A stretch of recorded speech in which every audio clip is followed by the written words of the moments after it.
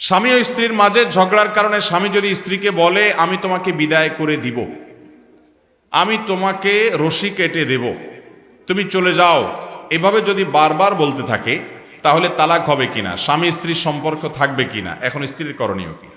অনেক ছোট লোক স্বামী আছে, কিছু হলেই তালাক, আছে না নাই?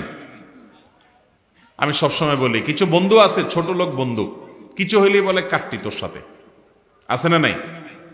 চুন থেকে নুন খসলে বলে কি, বলছে যা তোর সাথে কাটতি।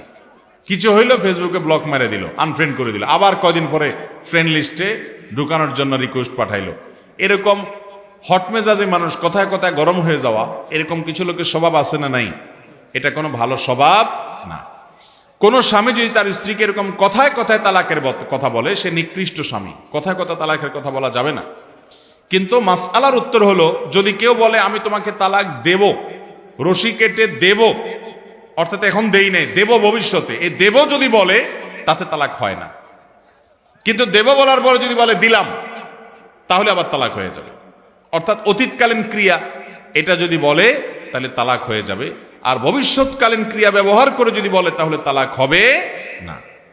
অতএব এরকম ঘন ঘন যদি কোনো স্বামী তালাকের কথা বলার বদভ্যাস থাকে, তাকে কোনো আলেমের কাছে নিয়ে যেতে হবে যে কথায় কথায় স্ত্রীকে তালাকের কথা বলা গুনাহ। আবার অনেক মহিলাও আছে ছোট লোক টাইপের, কথায় কথায় বলে যে তোমার সংসার আর করব না, আমি চলে গেলাম বাপের বাড়িতে, ব্যাগটা গোছায় হাঁটা দেয়, আছে না নাই? দাম্পত্য জীবনের সুখে শান্তিতে থাকার জন্য ধৈর্য ধারণ করতে হবে, অনেক কিছু হবে, এরপরে একটা সময় আবার সব ঠিক হয়ে যাবে। বিদায় হুটহাট করে ডিসিশন নেওয়া যাবে, পরে সারা জীবন